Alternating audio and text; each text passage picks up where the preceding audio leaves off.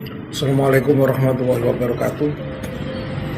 Terlebih dahulu saya mengenalkan diri, saya adalah Dr. Andusun Mufid, MPDI, pemimpin redaksi menaramadinah.com dan owner penerbit Menara Madinah. Kemudian latar belakang pendidikan saya adalah Fakultas Keguruan Ilmu Pendidikan Sejarah Universitas Negeri Jember untuk S1 dan IAIN Sunan Ampel S2 dengan jurusan konsentrasi pendidikan sejarah. Di dua perguruan ini saya mempelajari sejarah nasional Indonesia, sejarah Islam, sejarah dunia. Oleh karena itu pada kali ini saya akan memberikan gambaran sejarah tentang Habib Utsman bin Yahya dan Robitul Alawiyah. Perlu diketahui bahwa Habib Utsman bin Yahya ini adalah seorang tokoh Arab Yaman yang merupakan ketua dari orang-orang imigran Yaman. Tetapi beliaunya adalah merupakan generasi kedua. Sementara generasi pertama adalah ayahnya yang dibawa oleh Belanda dari Yaman, Hadramaut. Tapi di sana Hadramaut kan besar. Mereka dibawa Belanda dari pasar penjualan tenaga kerja. Jadi dulu itu tidak ada buruh, tapi membeli orang untuk dipekerjakan. Sehingga hak-hak penuh adalah di tangan Belanda.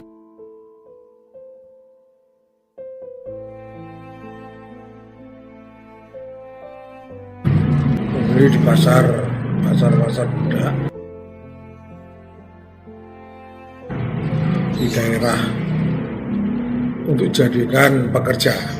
Nah di Jakarta sendiri di Gaya Manggarai itu ada pasar budak, yaitu tempat penjualan manusia untuk dijadikan sebagai pekerja di pembangunan. Tapi untuk di Jakarta waktu itu memang urusannya di Manggarai. Ketika Habib Utsman itu masih hidup, maka Belanda mendapat manfaat besar dari beliaunya karena mampu menaklukkan perlawanan bersenjata di pribumi yang dibawa oleh para kiai dengan menggunakan fatwa-fatwanya.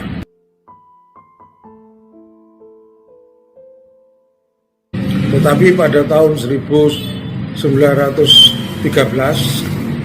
Habib Utsman bin Yahya ini meninggal dunia dimakaman di Jakarta. Setelah meninggal berapa tahun kemudian pada tahun 1928 maka dibentuk perkumpulan Arabitul Alawiyah. Ini merupakan fam dari Mbak Alawi ya. Ini dibentuk.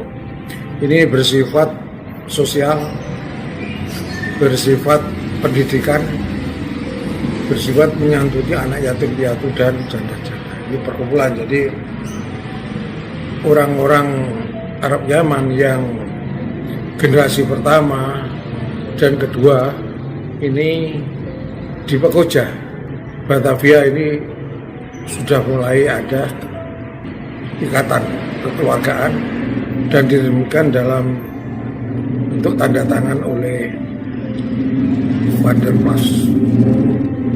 Jadi sudah mulai ada aktanya. Kalau sebelumnya tidak ada, ya hanya sebatas kelompok-kelompok orang-orang minoritas Arab Yaman yang tinggal di Pekojan. Memang pada waktu itu Belanda menaruh orang-orang Arab Yaman generasi pertama di Pekojan. Karena di situ tempat itu dulunya merupakan tempat tinggal dari orang Bengali, Bangladesh, India, yang dibawa oleh Raffles yang berkuasa di Indo pada tahun 1811. Nah, setelah perkumpulan Arabitul Alawiyah ini berkembang dengan pesat dan memiliki manfaat dari orang-orang imigran Yaman pada generasi kedua, Kemudian pada tahun 1932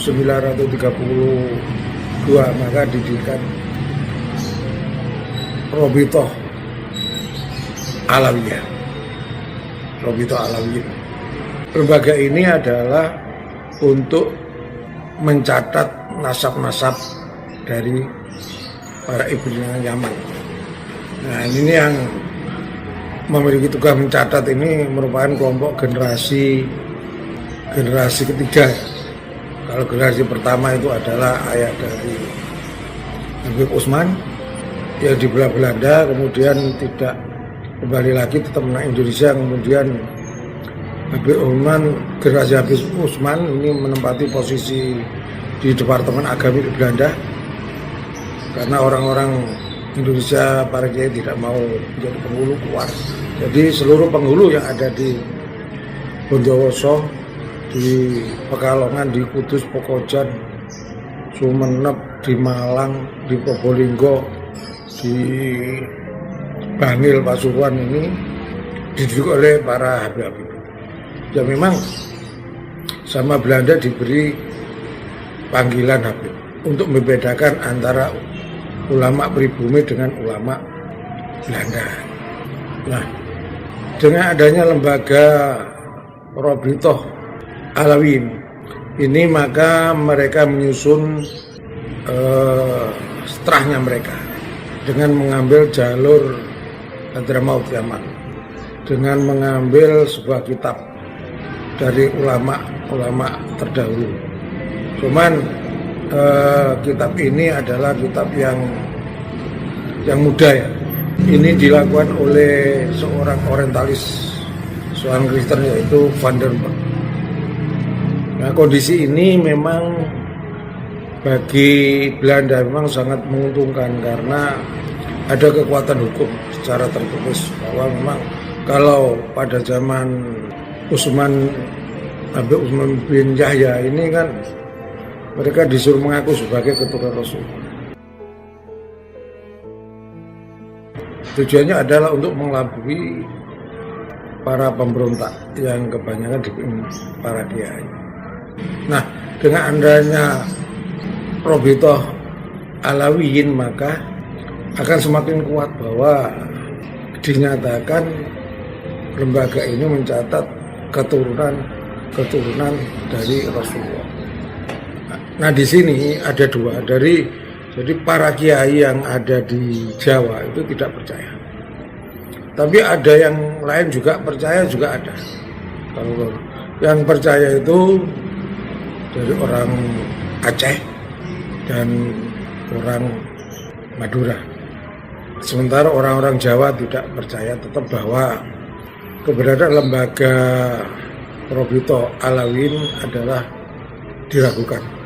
Kalau Aceh percaya, akhirnya apa? Hampir ya terkalahkan karena ada pengkhianat di sana. Namanya Habib Abdurrahman itu menjadi pemimpin pasukannya Aceh, tapi sebenarnya dia orang Belanda, dia panglima Aceh tapi pro Belanda. Pada saat perang memang anak buahnya diarahkan untuk ditembaki oleh Belanda. Begitu anak buahnya kalah, maka dia lari ke Belanda untuk mendapat perlindungan. Ya, memang tugasnya dia seperti oleh orang Aceh dianggap sebagai pengkhianat, Habib Abdurrahman. Hal itu karena akibat dari sebagai orang Aceh percaya kalau Habib Abdurrahman keturunan Rasul, padahal kan bukan. Karena mereka kan dibawa oleh Belanda di pasar perdagangan manusia.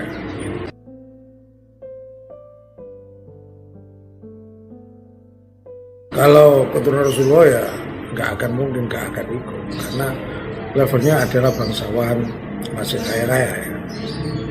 Robiatul Adawiyah ini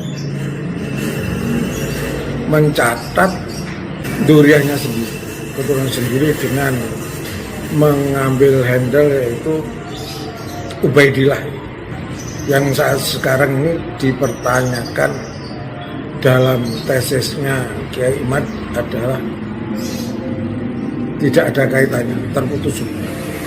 Robito Alawiyun ini dianggap tidak sah. Bahkan dalam perkembangan sekarang ini kan diragukan bahwa ada isu yang terbaru dari ini untuk menjadi sebagai Habib harus bayar 200 juta. Nah, sebenarnya bukan sekarang aja keraguan terhadap Robito Alawiyun ya.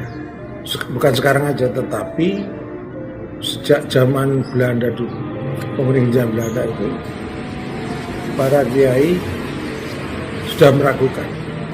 Hanya sekarang aja ada ini Kiai Imad itu yang mempublikasikan drastis tesisnya.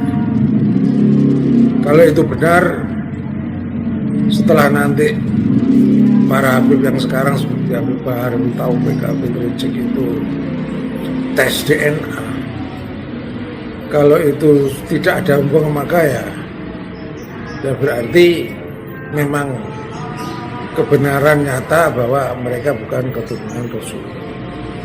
Nah, kalau kita lihat dari tes DNA-nya Najwa Shihab, presenter dari TV itu, bahwa Najwa Shihab bahwa garis Shihab itu kan tidak ada kaitannya dengan Arab, berapa persen, kecil sekali. Yang ada kaitannya berasal dari India. Jadi marga Shihab itu dalam tes DNA Najwa Shihab dari India.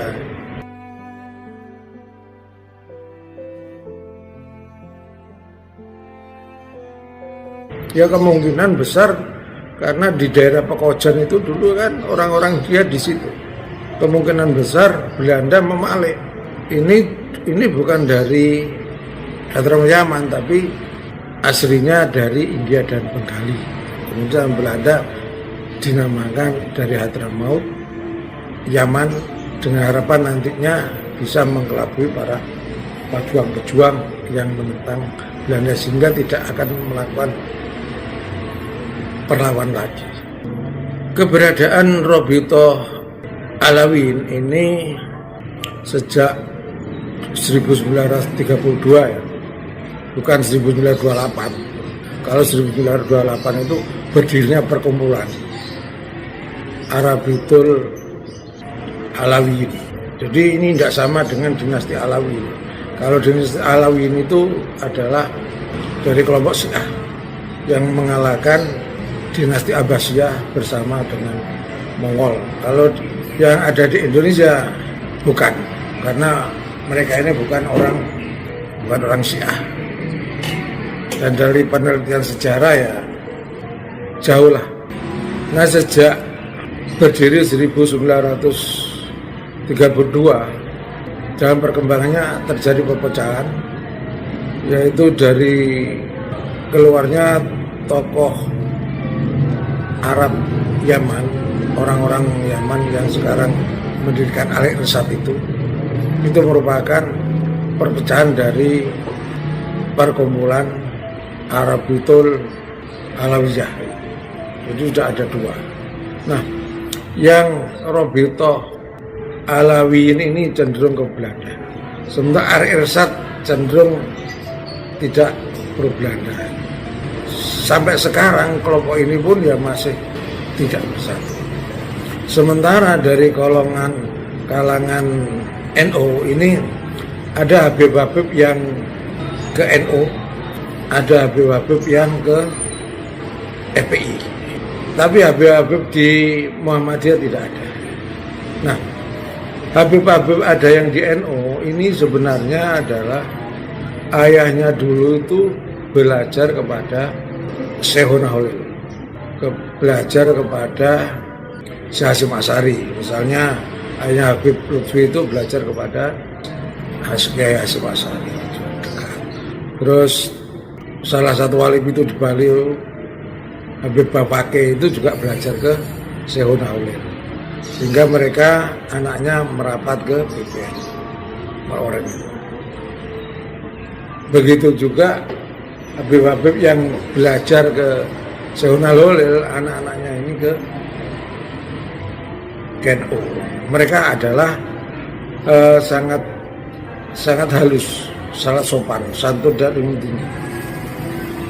Sementara Habib-habib yang di Rabithah Alawiyah ini ada yang keras, ada yang tidak.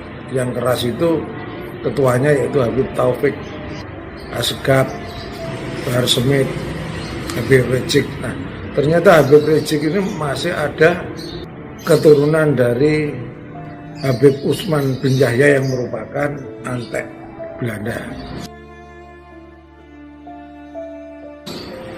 Oleh karena itu, Habib Rizik selaku keturunan cucu ya dari Habib Usman bin Yahya membela mati-matian bahwa kalau Habib Usman bin Yahya bukan antek. Tapi fakta sejarah mengatakan Habib Usman bin Yahya adalah antek. Dia dapat medali, dia mengarang kitab, banyak kitabnya memang. Tetapi kitabnya itu adalah kitab-kitab yang menghantam kegiatan para kiai. Misalnya mengharamkan berjuang melawan Belanda, mendoakan Ratu Helmina, kemudian membedakkan kalau para kiai berjuang bawa keris, kemudian mengfatwakan bahwa kelompok tarekat itu sesat, padahal kelompok tarekat itu yang melawan Belanda. Pemirsa itu yang saya hormati, dalam perjalanan sekarang ini masih juga terus berkecamuk yang akhir-akhir ini. Seandainya tidak ada Bahar Smith dan Asgaf tidak berkomentar sinis, kemungkinan ya perlawan-perlawan dari para gus-gus Kiai NU dan tidak akan membuka aib Rabithah Alawiyah dan para habib. Karena Habib Rizik mengatakan Gus Dur itu utama buta hati, ini sakit orang ini. Terus Bahar Smith mengatakan ada babi, anjing. Terus Habib Asad bilang kayak palsu, curu-curu. Ini yang memicu daripada gus-gus kiai untuk melakukan perlawanan, untuk membuka siapa sebenarnya para habib-habib itu, siapa sebenarnya Rabithah Alawiyah. Oke, cukup ya. Silakan simpulkan sendiri. Siapa sebetulnya mereka? Cukup runut kan? Dari awal sampai akhir. Assalamualaikum warahmatullahi wabarakatuh.